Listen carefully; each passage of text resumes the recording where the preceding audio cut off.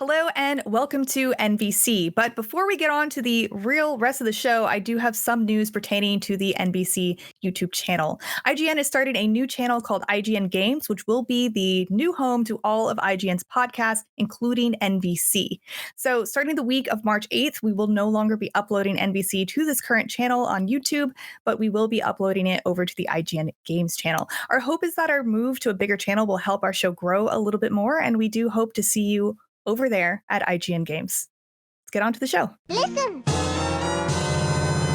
Hello and welcome to NVC, IGN's Nintendo podcast. This week we'll be talking about all of the news we just got about Pokemon. There's so much. We are very excited, but that is not all. We will also be discussing Bravely Default 2 with its reviewer, Seth Macy. And you can't see him, but Mitchell Saltzman will be switching in to talk about his review of Curse of the Dead Gods as well. I'm your host, Casey DeFreitas, and this week we are joined by, I already mentioned him, Seth Macy. Hello. Super Nintendos. God, people get mad if I Super forget. Nintendos.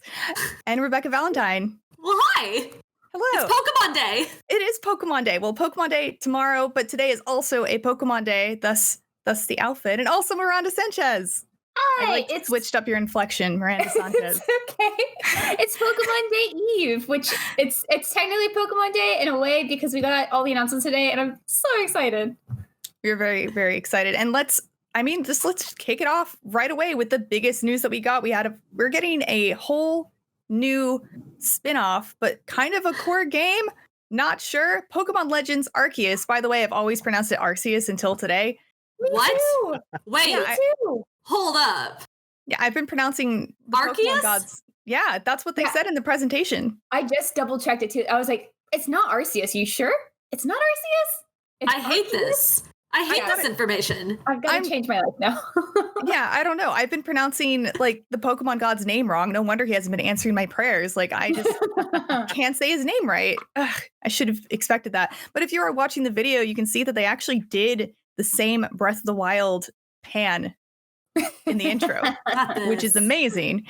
They show this amazing, huge, beautiful open world with the main characters, and also it will be taking place in the past of Pokemon, so none of the futuristic stuff, all wild, and it seems to be a main village hub and then just an open world where your main goal is to just catch Pokemon. Yeah, so the idea here, so you're filling out a Pokedex, and even though there's no futuristic stuff, it is set in the past, far past, there are still Pokeballs, and they still do like the technological sort of Pokeball magic that they have. And it's very weird, and I don't understand, but we also have Pokemon in this game, so you just kind of have to accept it.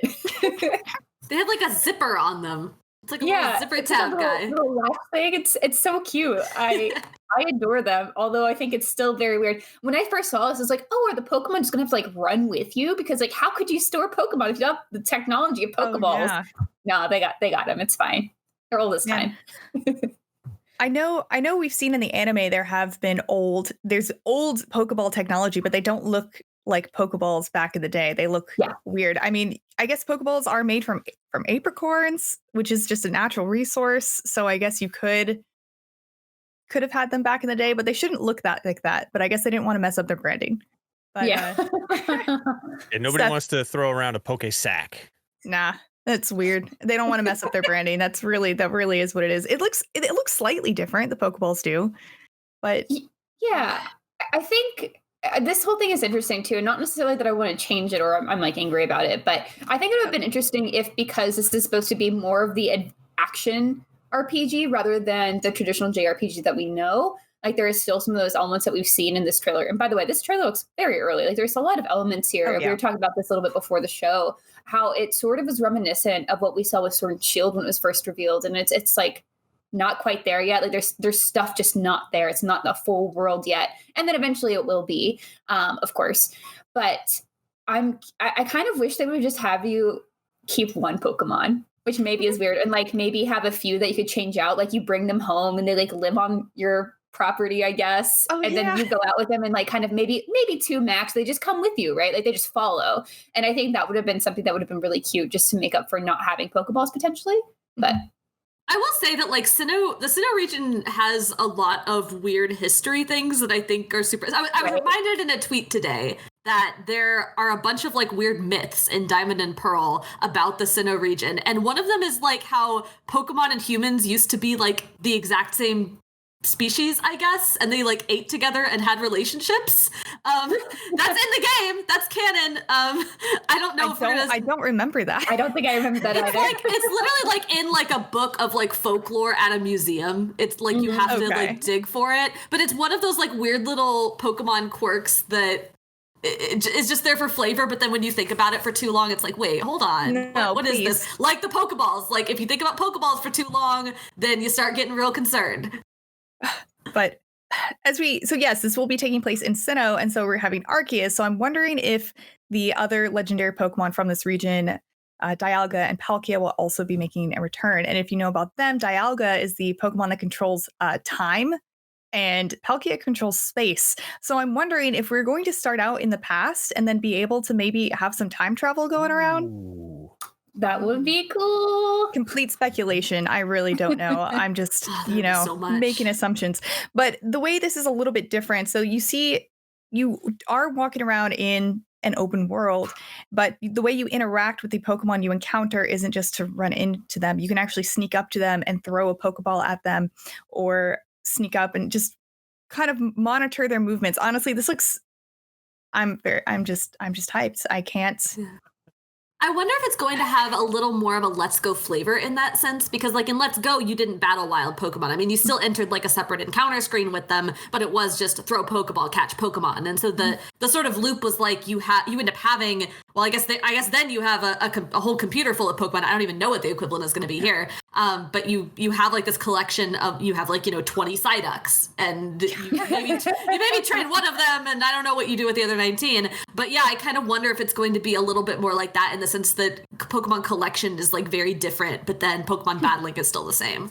Yeah, I think Pokemon battling, we did see one screen where they did a battle, and you did still see those classic 4 moves that Lucario knows. And it says, sorry, Miranda?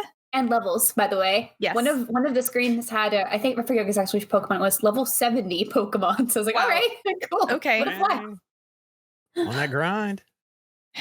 And I think, so it says in the press release, it says by throwing the Pokeball holding their ally Pokemon near a wild Pokemon, players will seamlessly enter battle. We saw a little bit of that as well, that the battle, it didn't have a different look to what the surroundings were. It looked like it just kind of entered battle of wherever you're standing, which is also pretty neat.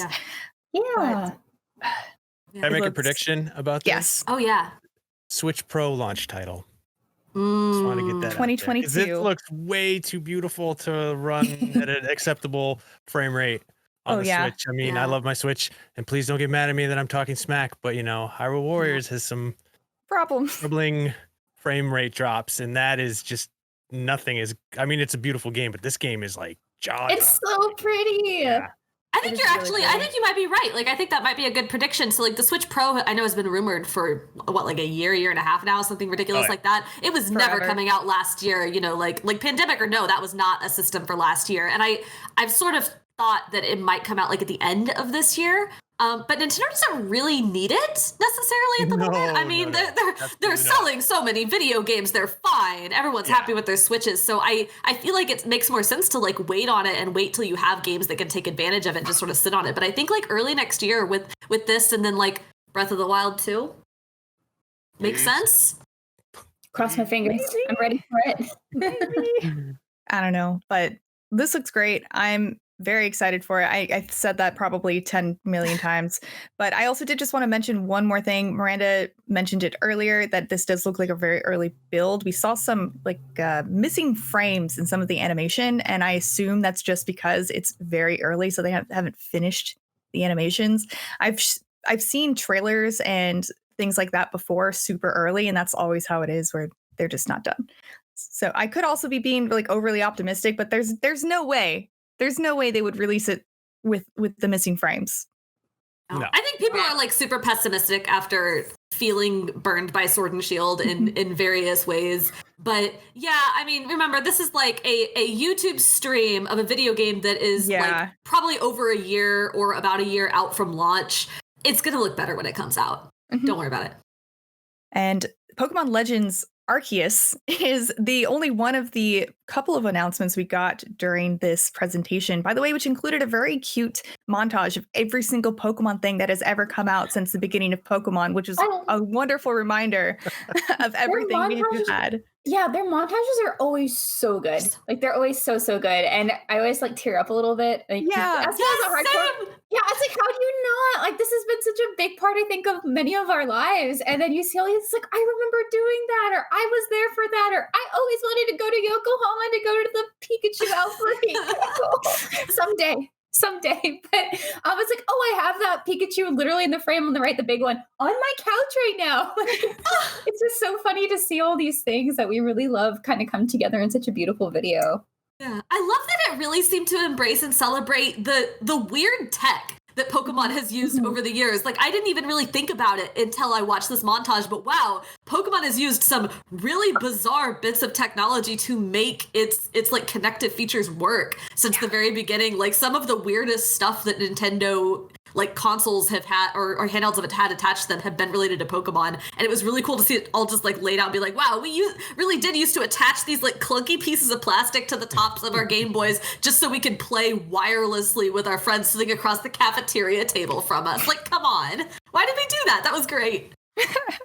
It was a lot of fun. It brought back a lot of memories. And speaking of memories, they're bringing back another classic Pokemon game. Would you even consider it classic at this point? But they're remaking Gen 4, which is Diamond and Pearl, which is also in Sinnoh. And it looks like a classic remake, as in they're not it doesn't look like they're changing a whole lot.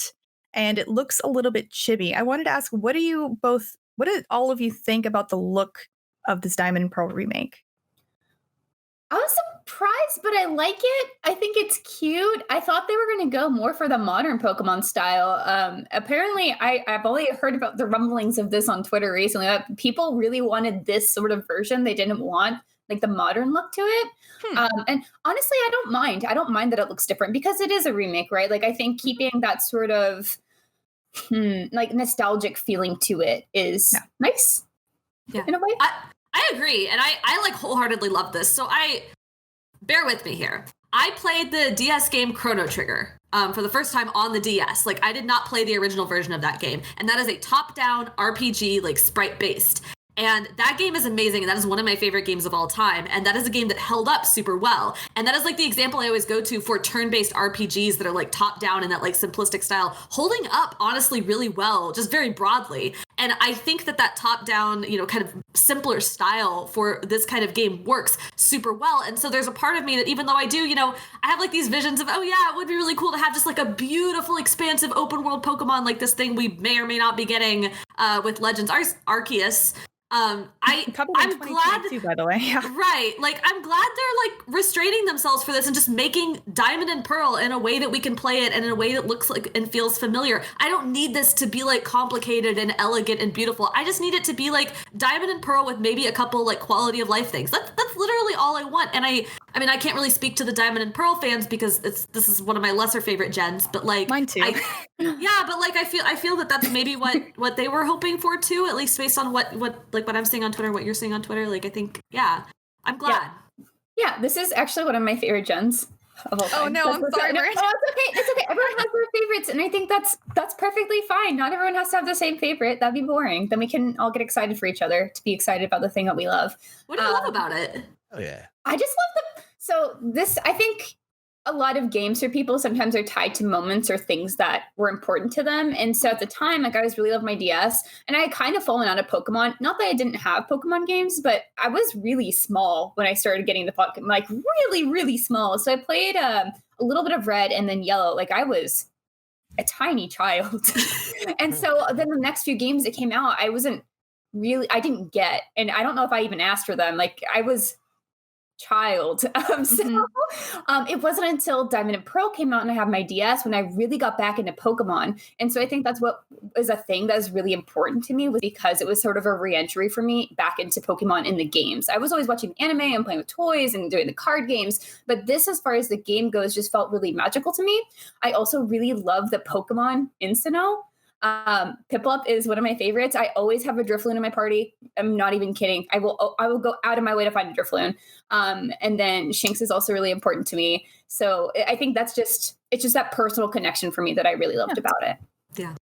I love that every Pokemon generation has those sort of stories from so many different people. It's very nice. And, Rebekah, you said that you just described what you wanted out of this game. And I really think this is going to deliver, because it says in the press release, these games are updated with the easy to understand player-friendly conveniences introduced in recent Pokemon Core series video games, in addition to up-close and personal Pokemon battle scenes, but at the same time is trying to preserve the original perspective and everything else about the game. So I guess we'll see. It looks like it'll just be Diamond and Pearl, but with these new graphics and better cutscenes, I suppose. Yeah. I'm looking forward to going back. It wasn't really my favorite gen. Like 2 and 3 were for me what 4 was for Miranda, but like I'm looking forward to giving it another shot. I think I'll like it better the second time around. I really do. And it's not like, and I'm saying this, it's my least favorite, but I still liked it a lot, and I played the crap out of it, so I still like it. It's Pokemon. Yeah, it's Pokemon. I like it. I'm excited to revisit it because I haven't played Diamond and Pearl in forever, and I only played Diamond and Pearl once. So it'll be nice to get back into it again. So those were our big 2 announcements from that Pokemon presentation, but we did learn some more about Pokemon Snap, which is coming out very soon on April 30th, where we'll be going to the region of Lentil, which is a brand new region, and interacting with Professor Mirror and taking photos. And it looks beautiful, and it looks exactly like what I want. There are they did confirm that there are still scores, and but the scores for the photos are based on the subject's poses, how large they appear, how directly they're facing the camera, and where they fall in frame. And each photo will get 1 to 4 stars, indicating how common or rare the behavior displayed is. So I'm assuming there will be new unlocks. Like, for example, they talked about a new item which makes the Pokemon glow. Like, what? It looks cool. Like sort of the response to the Pester Ball, right? Because when you think about the Pester Ball from the original Pokemon Snap, like in retrospect, that seems a little inhumane. It's like an explosion of smoke to annoy a Pokemon. So like this, I feel like they're probably going to get rid of that and replace it with this or like something else. Yeah, then you have, of course, fruit to draw them out and like make them happy. I think this one's a lot more about respecting the Pokemon in their space and being excited for them, and not exactly literally pestering them. I think in the last trailer, we saw the glowing. It's like, what is this strange phenomenon? It's like, oh, Professor Mirror made it. Don't worry about it. It's like, oh, okay. I thought, never mind. It's fine. I thought it was going to be a little bit more mysterious. And I think there's probably still going to be some, like, why is this happening? And how are we changing the color of the Pokemon's powers? Like, someone, like, their ability, or what was it? It was a Chimchar, I think, that was using it. It was like a fire ability. I forget exactly. Oh, it was a Scorbunny. It was a fire pick. Okay. Yeah. Oh, yeah. It was that. And it's like the fire turned blue. I think we're about to see it literally right here. Yeah. And it's like, oh, that's cute. There it is. Yeah. And it's so cute. If you guys are watching, sorry for the listeners. But and so it's like there's an effect on the Pokemon, and I think it'll be interesting to learn exactly more about that. But I think the real draw here is just the photos, just taking some cute photos and decorating them, because it has stickers. It has editing and decoration, and it has online integration, which I didn't. Right? Because Twitter, that's all. When this game comes out, forget it. That's all Twitter's going to be. Oh my god! I'm so excited for dozens and dozens of them. I'm a sucker for a photo mode in the game. I played Ghost of Tsushima. Like 50% of my playtime was just getting the perfect shot. So while I have no nostalgia for the original Pokemon Snap, I am kind of like into this one. Yes, I have good news for you. This whole game is a photo mode. I know. I spend 100% of my time. I think like there's a feeling that I'm getting from this game where did y'all see Detective Pikachu? That great movie, that amazing classic of cinema. The like most beautiful moment in that game is when it like pans out to the shot of the city and you see all the people and the Pokemon like living together, and you basically like see all these Pokemon just sort of living in society, basically like how they would be. And it was so beautiful because when I was playing like Red and Blue and Gold and Silver back in the day, that's what was in my brain. That wasn't what was on the Game Boy screen, but that's what was in my brain. And this is like a different take on that. This is seeing them in their like natural habitat, but it's still kind of the same idea of like actually seeing Pokemon like interact with the environment and exist in a space beyond just like a photo appearing on your screen, like a still. or like a sprite, jumping up and down. Like this is what Pokemon are like. This is what's in my brain, and seeing that like put into an actual game where you can interact with it and explore it. Oh, my heart is just exploding. I'm so excited. To your point with that, that's something I really love about the Detective Pikachu game. Like, it just has them doing jobs and living. And I think we get to see more and more of that in the mainline games now. But I think these sort of spin-off games, these side games, they excel at that. And that's what I always look for. It's like, can you just give me more Pokemon living their lives and me just saying, hey, how are you doing? And then that's all I want. So, and I think last thing about Pokemon Snap, I think we saw them talk about a day and night cycle. Right? They did say let's see what we can find at night. Hour. I think maybe because like we've seen the same environment. I was frantically writing news at this time, and I was not in this trailer. But like we've seen the same environments like at different times of day. I think in different trailers. So I think you might be right. Yeah, I think so too. And you can also see how the shadows look like they're changing, and then there's sort of like a sunset look to some of these places. There are different like biomes you can go to, but I don't think they would have like night biome, Yeah. It is 2021, so they have the power, right? They have the power of the Nintendo Switch. So those were all the big news moments from today's presentation, but Pokemon Day is not over because real Pokemon Day is Saturday. And we mentioned this previously, but the Pokemon is hosting a Post Malone concert on their Twitch. I only want to be with you. Okay, that was good though. Oh my goodness. I liked it. Please, what are you referring to? Please, for the rest of I forgot what the cover was. Post Malone is covering Hootie and the Blowfish Only Want to Be With You for the Pokemon 25th anniversary. I saw a great tweet. It said, I couldn't anticipate what was coming next in this sentence. Like, because every part of that sentence is a little bit more crazier than the first part. So yeah, that's it. Post Malone performing Hootie and the Blowfish cover for the Pokemon 25th anniversary. Or as I like to call him, Post Malowfish. I don't actually call him that. I don't expect any more news because we did get a bunch today, but I'm still going to watch it just in case for fun. Yeah. Yeah, I'm watching for fun. Yeah. Gathering the Pikachus. Yeah. Squat up and hang out. It'll be a good time. And there is also more things going on for Pokemon Day that has, if you're playing Pokemon Go or Pokemon Masters or any of that. And I'm also surprised they didn't talk about Pokemon Unite in this presentation because that beta is going up for Canada like next month. But we'll learn more about that MOBA on another day. But I did just want to give everyone a small heads up. So the shirt that I'm wearing, if you can see me, it's a business time Pokeball shirt. It's from the company called Black Milk, and they're coming out with a new Pokemon line. And if you want it, you should go to their website and sign up because they sell out in literally seconds. So just a heads up for that. It's going to launch next week. So yeah, that's about it for Pokemon. Miranda, do you have any last opinions or thoughts or anything else that you want to share? I really like Pokemon, and I'm excited to come on every time there's big Pokemon news. Thanks for always having me. Everyone's just like, ready to come back to NVC. I'm like, is there Pokemon news? I'll be there.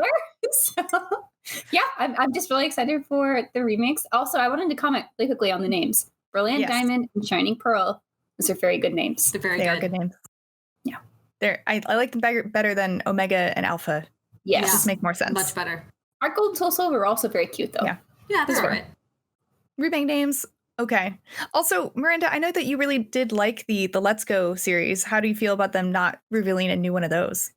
I'm sort of surprised, but I could see them maybe wanting to pace out these sort of alternate mainline series, I guess what I'm kind of going to call them now, between each other. Because if they had, say, Pokemon Legends in development, and they're like, oh, okay, well, it's getting time to do a re-release and a remake of, or I guess, a remake of like Diamond and Pearl. Like, let's do those next. And so maybe they're just trying to like get all their ducks in a row as far as like what are the orders. I do think we're going to get a Let's Go for Gold and Silver at some point, just because there is a tease at the end of the game that says like something with your heart and soul or something. And it's just very obvious that it's going to happen at some point. And I really do hope so, because I thought it was just such a nice, pleasant way to revisit places we've already been and not grind and have not. It's just a different perspective on it, right? It's like getting a book and reading that, but then also going to watch the movie version of the book, and it's just different. It's like that. Yeah. I'm glad that I saw some people like speculating the other day that they were going to do Let's Go Diamond and Pearl, and I'm really glad they didn't go that route because I think like two groups of people would have been really upset by that. Like the people who like Let's Go, like whatever, but I think the Diamond and Pearl people would have been upset because I think they wanted like a true remake, not a Let's Go version. And I think like the Johto people would have been really upset because they thought that Let's Go Johto was coming, and they would have been like, wait, you just skipped us. What's this? So yeah, I agree with you. I think that would be wonderful, but down the line is fine. We can wait. And thus concludes our Pokemon conversation with Miranda. Thank you so much. We will be right back with Mitchell Saltzman. Hi, and welcome back, and welcome to Mitchell Saltzman. Hey, what's up? Hey, thank you so much for coming to hang out and talk about Nintendo news with us and your review later on in the show.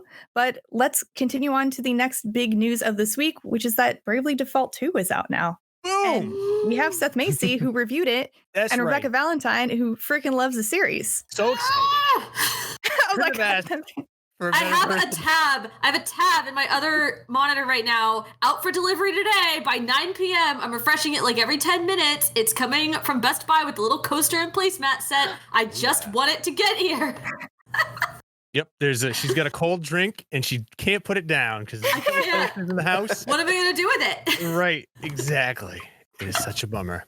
Yeah, Bravely Default 2. I gave it an 8. It is great. And that's a little mnemonic to help you remember out there if you're wondering what an 8 score is. Yeah, this is a delightful game. This is exactly what I wanted from a Bravely Default on the Nintendo Switch.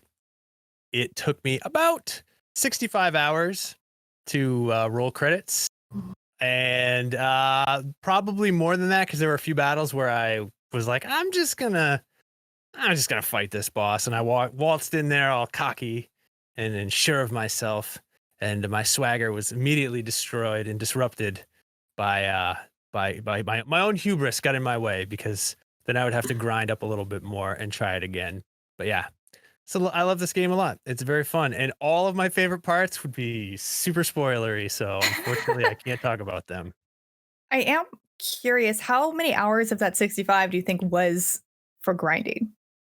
That's a tough one, because unlike most people, I actually like grinding RPGs. Like on the demo, I was like, oh yeah, I haven't really finished the demo yet. I've been grinding on it. So I would say, I mean, I don't want to make a guess and have it go on the record as me, IGN's Seth Macy says it's 50% grinding and only 50% story, because that's just not fair.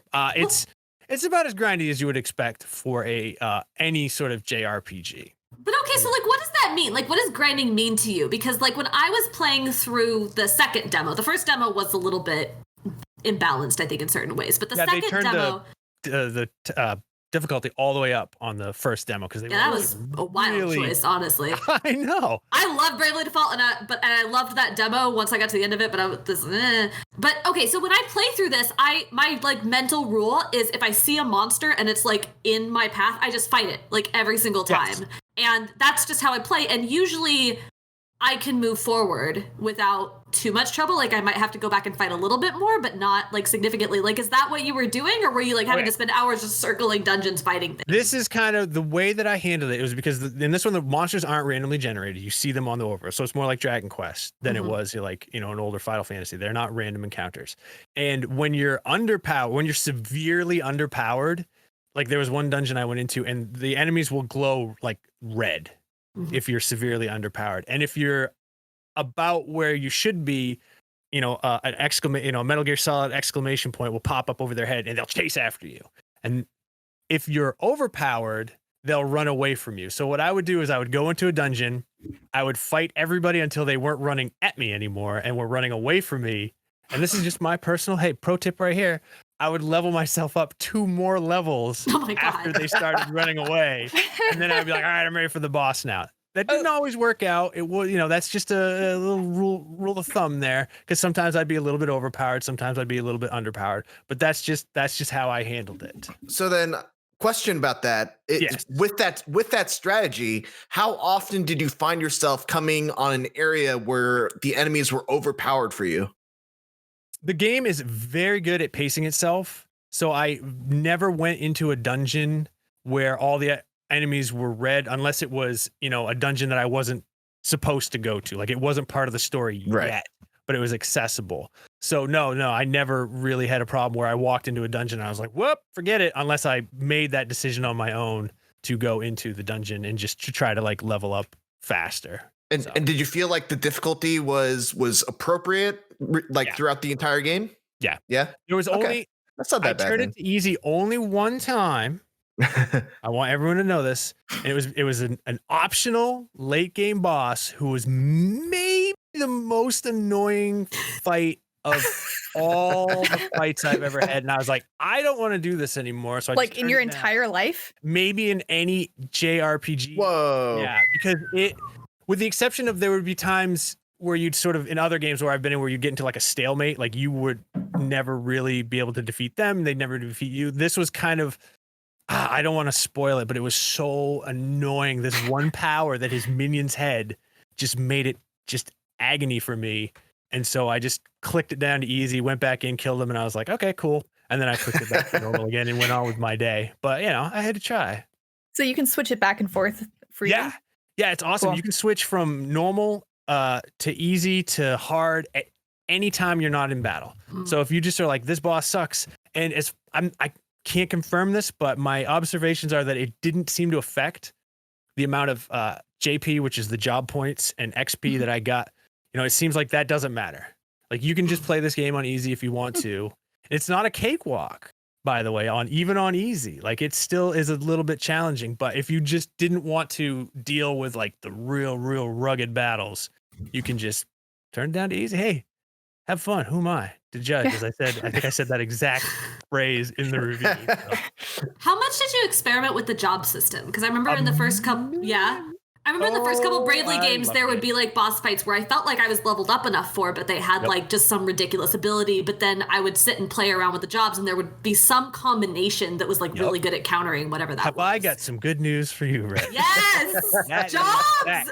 There were, it's the exact same thing as before. Like I would go into a battle, and like 5 minutes in when I'm losing, I'd be like, oh. I know what job I should have equipped. I know what, passive skills I should have turned on. And then I would, if I got defeated, I would go back. There were other times where I'd be like thinking that, and I was able to like eke out a victory, like by the skin of my teeth. But yeah, there's many jobs, and I actually haven't unlocked all of them, but I don't know if I'm allowed to say anymore. Okay. That. So can you freely switch up your jobs and abilities like at will? I mean, outside of battle, you can just you equip the asterisks, and then you have that job, and then you have your sub jobs. So, if you're the like the freelancer, which is the job that you start with, then you have all the freelancers' main abilities, and then your sub job, you have the job abilities of that sub job, but you don't gain any like job experience for that job. Oh, so what I would do is I would like max out one of my jobs, and then that had something like super useful, and then assign that as my sub job. So like I could be a black mage, but also have all the white mage's healing spells.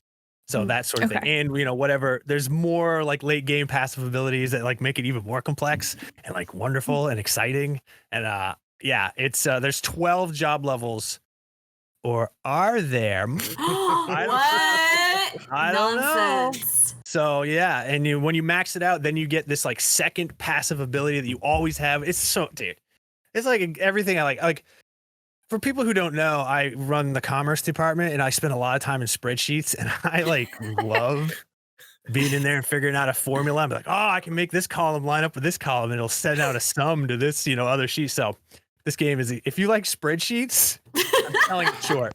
If you like spreadsheets and also, Square Enix classic JRPGs, Bravely Default 2 is the game for you. So I do have one more question, and I realize this might tread into spoiler territory, so be careful. But the thing I liked Bravely Default and Bravely Second a lot, but the thing that like really like hooked my soul on them is the fact that the late like the final act of both of those games plays like mind games with the player, like messes with your brain and like makes you question like, wait, should I be doing this or should I be doing this? Like, or what? Am I the player or am I the character? Like, it's really cool stuff. And I want that out of the end of this game, but I don't want to know anything about it. Well, most people have been asking me, does it do the repeat thing that it does in the first game, where you basically fight the same bosses over and over again 4 times? I love that. No, I know you love that. I know that's one of the things I was like, oh yeah. But I don't want them to do it again, right? They Because didn't like do it was singular to that game. It was part of the mind games it was playing with you in that game. And if they just copied and pasted it into this game, it wouldn't make sense. Anyway, No, sorry. this game, it plays crazy mind games. It's extremely good at telling you where you need to go next without holding your hand until you get to a certain point where everything kind of just falls apart and you're sort of on your own.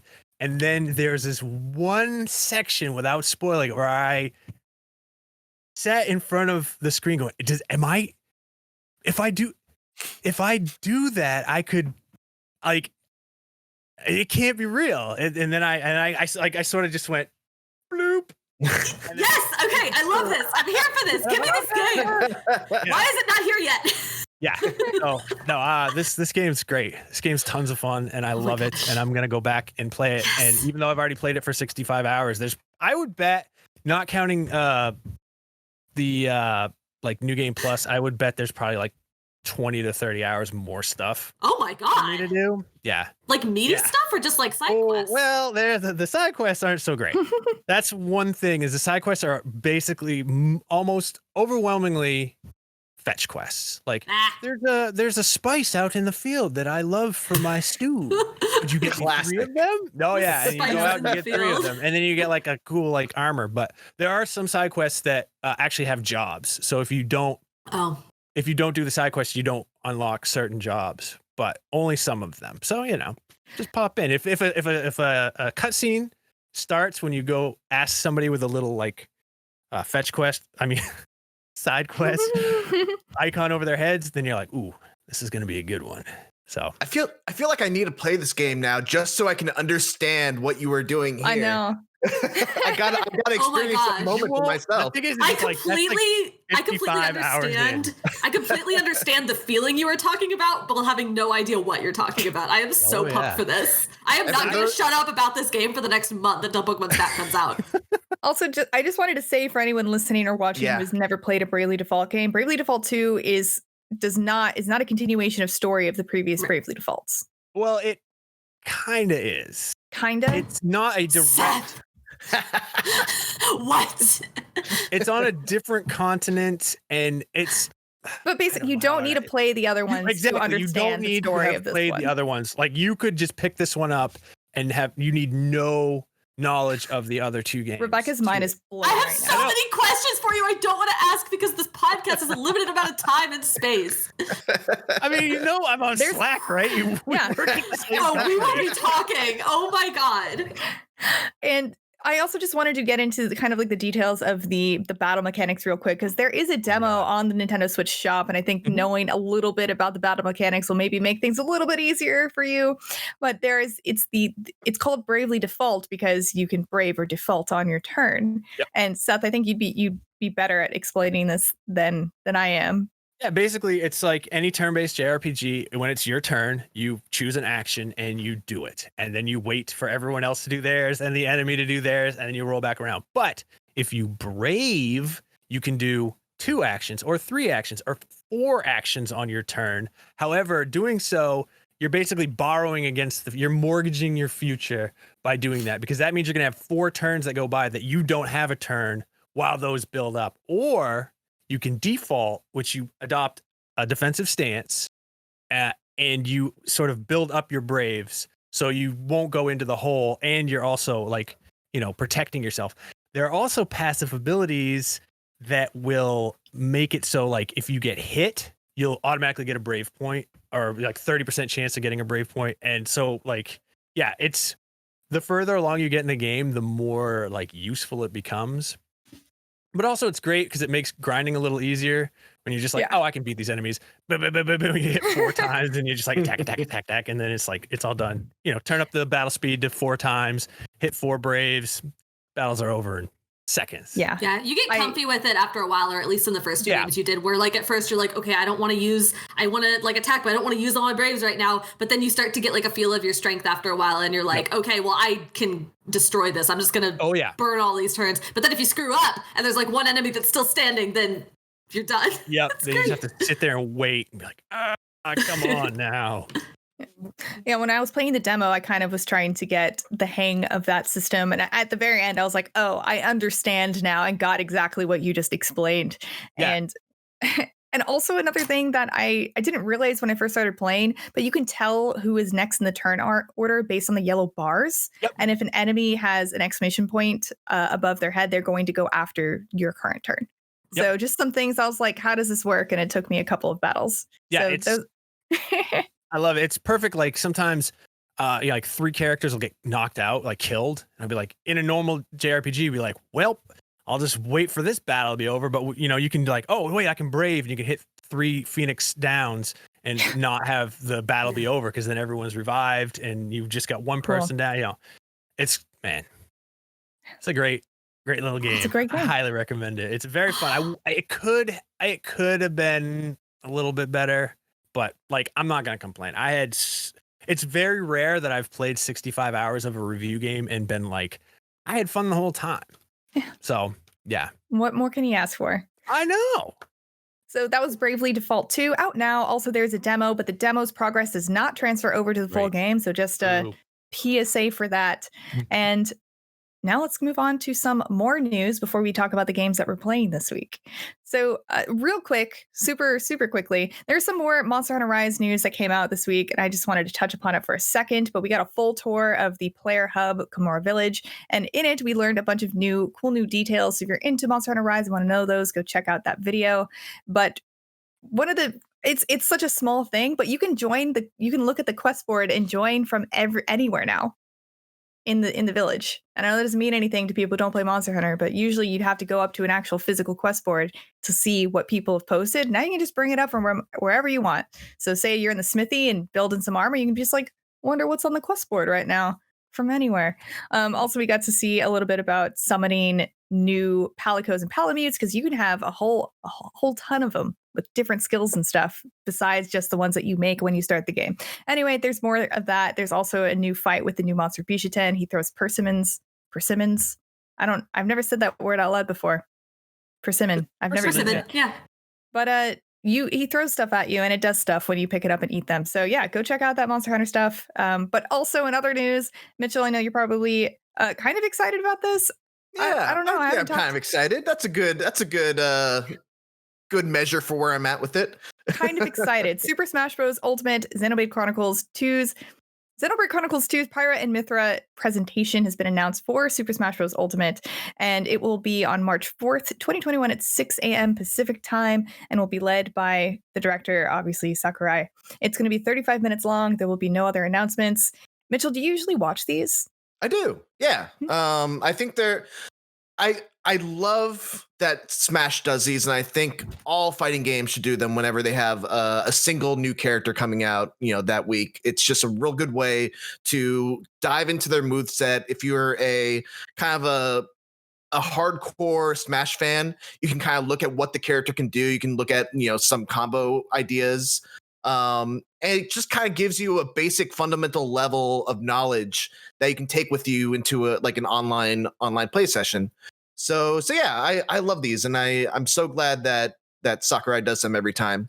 And I think she looks cool. I haven't played Xenoblade 2, so I don't know who Pyra and Mithra are, but I really like the idea of having a character that is 2 characters in one. It goes back to the old days of Sheik in Melee, where she could transform with her down B.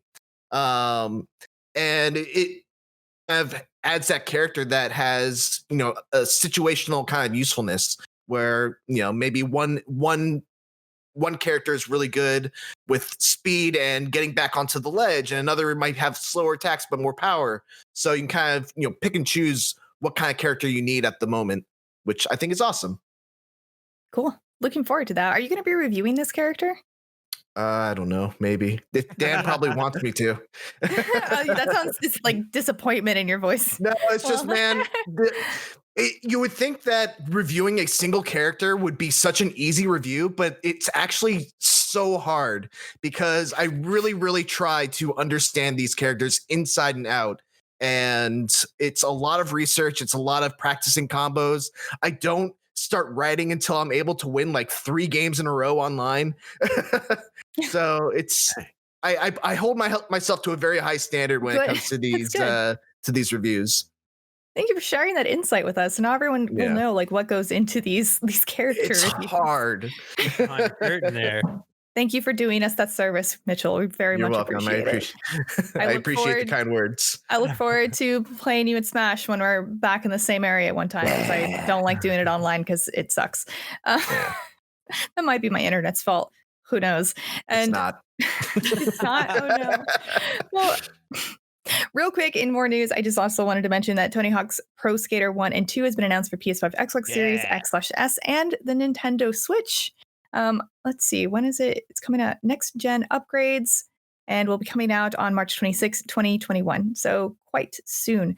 Sweet. But that's actually only on the PS5 and Xbox. Actually, it's coming to the Nintendo Switch later this year, as is usual for Nintendo Switch versions. Do they not like money? Come on, guys, get it out. I guess they just, they just like make one version and then they're like, oh, well, it's ready. Let's just wait. Let's just wait for Nintendo. Rewrite the Xbox 360 version and just put it on the Switch. It'd be easy. Isn't that all you have to do? You just change some headers. You just push the port to Switch button. Put the port to Switch button. Yeah. And that's all you have to do. Yeah.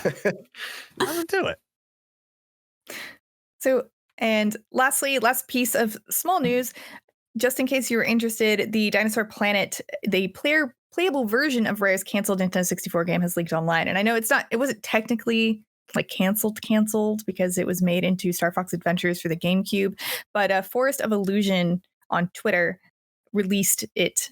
They bought a disc and it has a kind of playable version of Dinosaur Planet. So that's cool if you're interested in checking that out. I'd be interested to see how different it is from Star Fox Adventures. Yeah.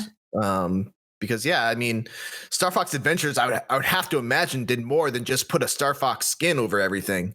So yeah, I mean, I'm surprised that it was actually in a playable state. Mm-hmm. So I'm definitely interested in that, but I have not actually played it myself, so I can't tell you anything else about it, unfortunately. Spoiler: Dinosaur Planet was Earth all along. What? Oh man! Now I can't play the game. Wow. I know how you were it so ends. careful with the Bravely Default spoilers, but then all of a sudden you spoiled Dinosaur Planet. I was so excited. You just sorry. But there was a lot of news this week. I guess we talked about most of the big stuff. Also, people are now speculating again about a Nintendo Switch Pro because Pokemon looks I like said so. Yeah, because you said so. But it's on Twitter too, apparently. But oh my god. Anyway, let's talk about games that we are playing, including Curse of the Dead Gods. Mitchell. Yeah. You reviewed this. I did review it. Curse of the Dead Gods is real good, everyone. This was a game that kind of just dropped into our game review. We have a game review Slack where our reviews editor Dan will put games and be like, hey, does anyone have any interest in this? And I'm like, yeah, I'll check it out. I've never heard of it. And I started playing it and I was like, this game is really good. How have I not heard of this? And for those that don't know, so you're seeing it there. It's a roguelite. Kind of similar to how Hades is a roguelite. And actually, when I first saw it, I was like, oh, this is kind of like a Hades knockoff. But it's really so much different. And there's a number of ways that it kind of sets itself apart from Hades and other games in the genre. The big thing is that as you play, every new room you enter gives you corruption. And as you fill that corruption meter, once it gets to 100, when you enter the next room, you'll be burdened with a random curse. And basically, these are pretty small, mostly detrimental debuffs that get put on you, with sometimes a slight advantage. So, for example, there might be something that says all treasure chests now are trapped. And in order to open them, you must parry the attack that it does. And if you do, there's a chance that two pieces of loot will drop instead of one. So they're not always that bad. Sometimes they're even the benefit outweighs the bad. But the problem is that if you keep on taking more and more curses, they keep stacking on top of each other. And eventually when you get to the fifth and final curse, it's just your life just continuously drains until it reaches one, and then it's just one hit, you're dead. Oh my goodness. So there's this really strategic balance that you have to play where you want to. Oh, sorry, I skipped an important part. Every shop, everything that you get is tied to a shop, basically. There's a couple of random items that you can get, and there's items that you can get in treasure chests, but there's also a shop that you can spend gold on. But if you don't have the gold to afford the item in the shop, you can actually spend corruption. So you take a corruption price to get the item for free. And so there's this balance that you have to play of I need to get geared up. The game gets hard very quickly. So you need to get geared up, but also you don't want to take on too much corruption because eventually you're going to get that fifth and final curse that's just going to ruin the rest of your run. So it's very strategic in a way that few roguelites like this are like. And yeah, it's just, everything from a fundamental is really good. There's a really good combat system involving a really unique stamina mechanic. You have to be really careful about managing your stamina. There's a parry button. So just all around, Curse of the Dead Gods. What a game.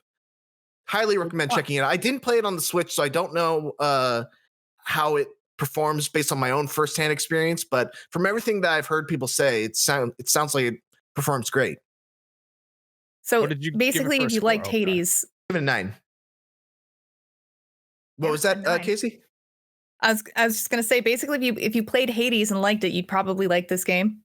Yeah, but and like I said at the top of the review, it's really not.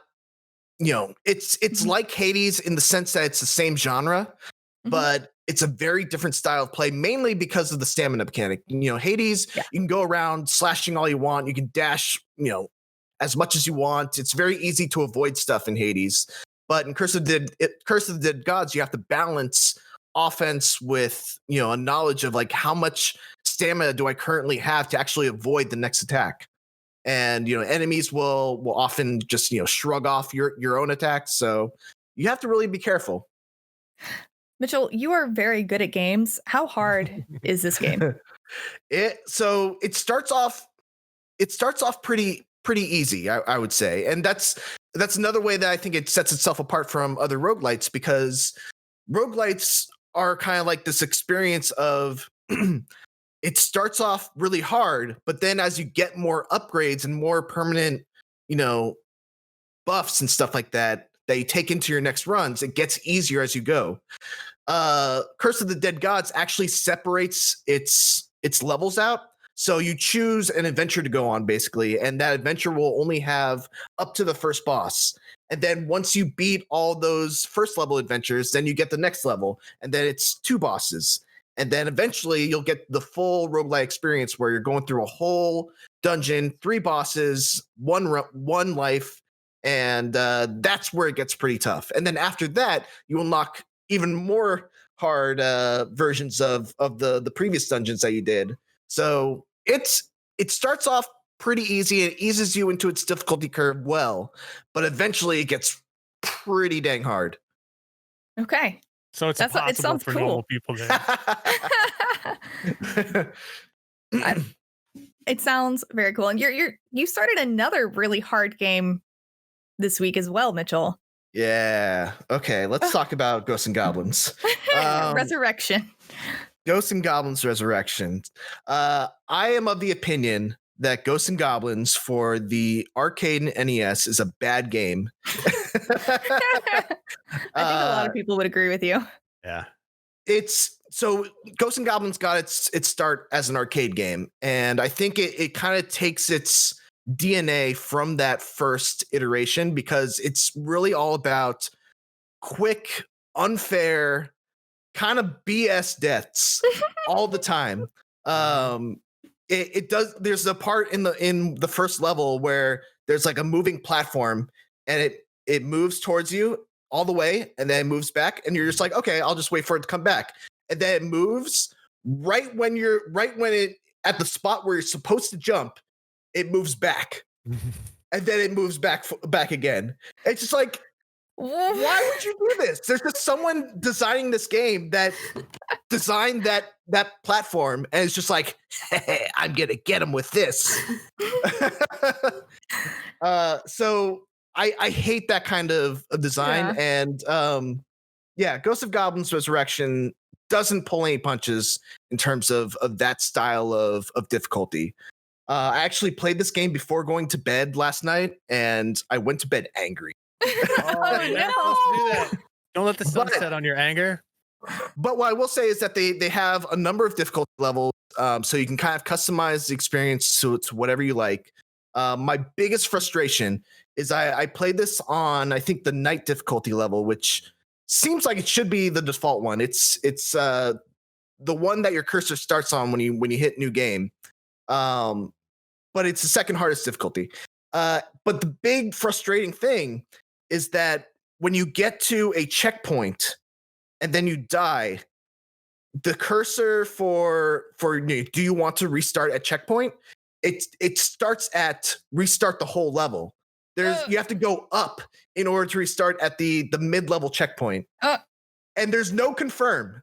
So if you get to a checkpoint, die, and then you're frustrated, you just mash the A button to restart, it'll put you all the way back at the beginning of the level. It only does this on the night difficulty level, which is just, it blows my mind. It's just an extra difficulty thing you need to get over and learn. Casey, you sound like YouTube comments. No, I'm sorry. I don't mean it. So our reviewer at IGN actually really liked the extreme punishment that is Ghosts and Goblins, and gave it an 8. But that's by Tristan Ogilvy.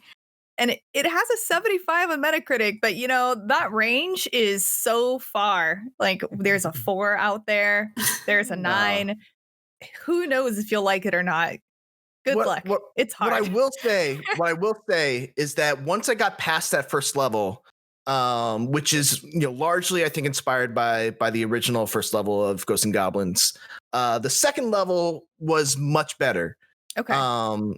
It was less about just spamming enemies in front of you that just rise from the ground, and more about kind of clever level design challenges that I really enjoyed a lot more. And I wish that was my first experience. So, I'll probably still toy away at it, but it definitely was not, a game that I particularly enjoyed playing. Well, thank you for sharing, Mitchell, and I'm sorry, but I appreciate you, biting the bullet and testing it out so that we didn't have to. Thank you for your sacrifice. Thank you for the sacrifice. Seth, have you been playing anything besides Bravely Default 2? I mean, I play Contra and Valheim, but the Valheim's not a Nintendo thing. It's a stupid thing that I. Is your server okay? No, our server's not okay. No, our server's not okay. My friend decided to do some mods. He installed some mods, and then he went on the forum. He's like, "Well, this isn't working," and everyone's like, "This mod will break your server. Don't put it on there." So now we're doing that. But that's what hopefully our village of Beefheim is okay. Beefheim, sorry. Beefheim. My character. I'm so sorry. Beefheim Jorgen, I think is his full name. But yeah, it's a non-canon thing. I'm sorry. Everybody dude. I would talk about Valheim at great length. I'm going to, in fact, after the show is over, I'm going to pitch Damon on a Valheim podcast. Let's do it. One really stupid, fun game. Reb, what are you playing? So not much. I think the last time I was on here, I was still in the same situation where I'm just sitting around waiting for Bravely Default 2 to arrive, which UPS tracking, nope, still not here. But I have been playing 2 games on the Switch that I actually can't talk about, and so hopefully maybe you'll have me back later to talk about them. But I have been playing Animal Crossing in between, and I just want everyone to know that yesterday the snow melted in Animal Crossing. It melted. It is almost spring, folks. It is almost time. It's really weird to have played it for a year now and be like coming full circle into the same like set of events. And like I have a cafe like set up in the corner of my island, like an outdoor cafe, and I decorate it seasonally. So I had like all these ice sculptures and stuff, and I was going around last night and cleaning up all the ice sculptures, and I was getting out like my spring decor from last year. So I have like all the cherry blossom piles, and I'm getting ready to like redeck it out for spring, and I'm so excited. But it also like feels very weird to have played it for like a full year and have come full circle, and to be very keenly aware of the fact that Bunny Day is like fast approaching and everything is going to be eggs soon. Oh man. But yeah. Everybody's favorite holiday. Bunny Bunny The Day. best time of the year. Fortunately, I will be busy playing Bravely Default and Pokemon Snap while Oh, you're gonna be Bunny Day busy. is going Playing on. Bravely Default. So busy. I was going to talk about Persona 5 Strikers a little bit, but I don't think anyone on this panel has played it yet. Let's play a little And bit. We did play a little bit? Okay. Yeah. We did talk about it extensively last week, but just like one sentence impression. It is surprisingly more Persona 5 and less Dynasty Warriors. All right, cool. That is a great sum. I'm sure we'll talk about it more later once more people have played it as well. But I have not played. I'm just playing more Monster Sanctuary. I've done this every week for like You need 6 to weeks. So Pick that up because you gave such a glowing review and it looks exactly. And I keep forgetting about it. Well, you know what? I've got some free time. So good. It's so Do good. it. You All finished Bravely Default. Go play Monster Sanctuary. I know, You but I said you still like have like 20 to 30 spreadsheets. hours. You of said you stuff like. to do. All right, look. That You is said you true. like spreadsheets. Wait until you That is see true. the skill trees for these monsters and all of the different ways that you can combine them to create Do really like cool, skill trees awesome. a lot. Yeah. So, all right. And you can create a team that does a specific thing and save it, and then change all the monsters up, and then save it as a different team, and then just reload Oh it. my god, it's like subroutines. Holy cow. It's so good. Like the quality of life thought that like these people have thought of in this game is just mind blowing every time. I gotta check this out. All right. Anyway, Doing it. let's move on to question block. We just talked about Curse of the Dead Gods, Ghost and Goblins, a little bit of Animal Crossing, Bravely Default 2, and I literally just finished talking about Monster Sanctuary. So let's move on to question block. So this first question is from Anonymous from Boston. Whoa, no hacking, please. Thank you very much. They wish to not be Keep the named. Guy So- Fawkes mask off. So they asked if we will ever bring back the show and tell segment from the beginning of the pandemic, since we all showed some really cool stuff like Brian's boxed original Legend of Zelda. And about a year into the pandemic, what are some of your favorite gaming moments from during the pandemic that helped you get through the past year? Theirs was Animal Crossing, and they still play every day. They say, we're the best. Thanks. So we stopped doing show and tell because we realized a huge number of our audience does not actually watch the show. They only listen. So show and tell just kind of like did nothing for them. It's just tell. But It didn't, yeah, they didn't it's- like that as much. yeah, it didn't do much. But here's a last minute show and tell for you. This is from the Pokemon World Championships, and it is from my first one that I went to. I don't know if you can see this. My camera is not So bright. focusing on this. It It's is so blown bright. out. Yeah. Yeah, I kind of changed my ISO because I know you can't tell because I have makeup in my camera, but I had an allergic reaction yesterday. My face is actually Wow. like bright pink, Oh my but you God. can't tell because of my Oh. camera. So, but it's just a cool thing, and I use it to clean off my glasses. There's my Nice. show and tell. I keep it around. I have many of them. Well, if you're But- watching videos, you can just look behind me. And Yeah. that's my show and tell. It's just there's garbage everywhere. So. All of my stuff. There's you're- literally garbage behind me. I have a McDonald's box, so trash. Oh, come on now. That's not trash. It's treasure. Now. It probably still smells like McNuggets. There's definitely a grease stain on the bottom corner. So Oh, that's how you know it's good. It's a feature, not a bug. featured, not a bug. So what is everyone's favorite gaming moments from during the pandemic that helped you get through the year? I can start. I've had my best friend has been my best friend since preschool, basically. And we grew up playing video games together. And then he kind of dropped off video games, and just over the last year, he got back into it because I let him use an old computer. And so we've been playing through Destiny 2, pretty much the whole campaign. We did a raid together, and it's just been like amazing to have that experience back of playing games with him, because grew up playing in 64, many hours playing GoldenEye at either of our houses, Mario Kart 64 and stuff. And so what I'll take away from gaming in 2020 is really being able to rediscover this love of gaming with my best friend. So that's been really cool for me. Oh, thanks, Mitchell. What about you, Rebekah?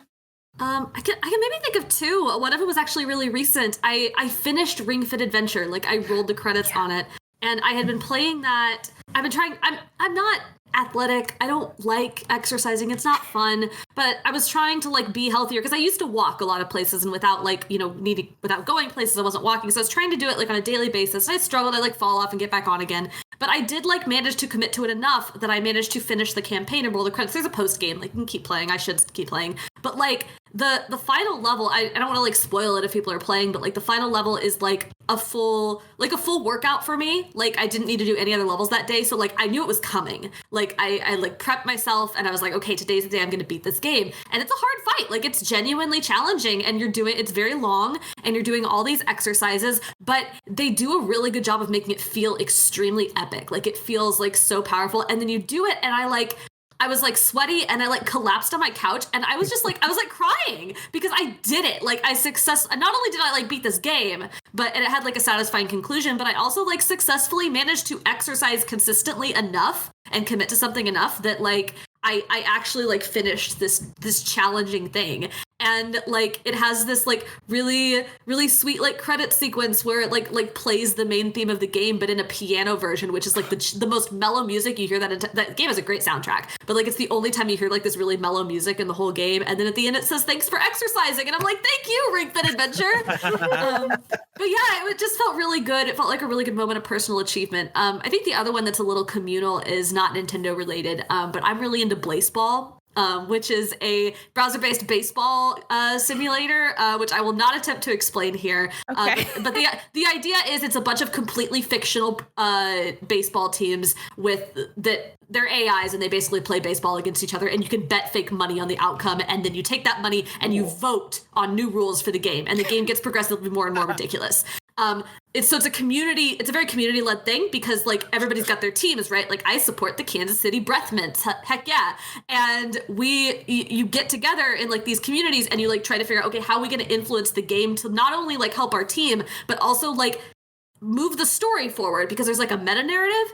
And there were all these moments at the end of last year where weird things like started happening. Like this evil peanut god showed up and everybody had to like figure out how to fight the peanut god with the help of this giant squid called the Hall Monitor. And it sounds like really ridiculous, but it was this really cool community thing to just be like consistently involved in and checking in on, being like, okay, how are we going to use our votes this week? Like, what are we going to do? And we ended up at the end of the year beating this peanut god who was causing all this chaos and hurting our favorite players. And so we're about ready to go into a brand new season. I think it actually starts on Monday, and I'm like really excited because I don't know where the story is going, but I'm so pumped to like get together. I don't care about sports. I don't like sports, but this like fictional sport I'm going to get into and cheer on my breath bits. Like I'm ready for it. Go Jessica Telephone. When's the Blaseball switch port? I don't know. It might be coming. Who knows? Everything's coming to Switch. It's true. Seth, tell us about your moment. Well, actually, it was kind of recently. I got a rare achievement in Microsoft Flight Simulator. You guys thought, you're going to get away from an episode with me not mentioning Microsoft Flight Simulator. But yeah, I got the frequent flyer miles achievement, which is you fly from Bordeaux, France, near the Asobo headquarters, to Seattle Tacoma International Airport, of course, near Microsoft, in real time, without time skipping. So I think it was a 10.5-hour flight. I live streamed it, and I missed my first attempt to land because I forgot to turn off my auto throttle. I was flying the 787, so I went, like 10 feet over the runway at 190 miles an hour, just and then it took an hour to get back into the pattern. And by this time, like I had like 30 people watching me. I didn't trust my autopilot. I was like, I'll just turn it off. I don't trust it. It could be messed up. I need this achievement. I crashed like 500 feet short of the runway. I'm still got the achievement. Yeah, baby, you just have to touch down. Crashing is landing. Crashing is landing. You're on the ground. You made it. Right. There's no more sky. We're on the ground. So yeah, after like 10.5 hours, I got this like I think it's only like a 20-point Xbox Live achievement. By God, that was a moment. Crashing is just a very enthusiastic landing. Yeah, that's all it is. It's excitable. It's a bombastic landing.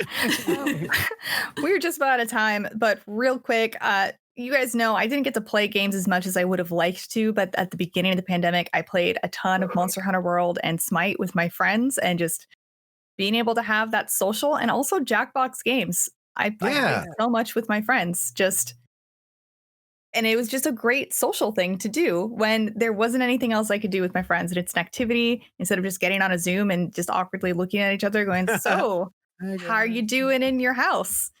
He has something to talk about. Thank you, Jackbox. I appreciate that.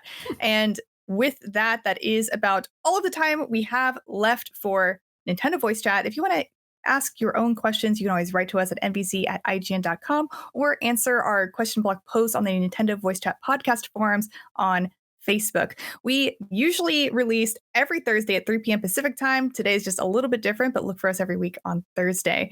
And that is it for Nintendo Voice Chat. And remember, it is the only place you can Get the thing. Get the thing.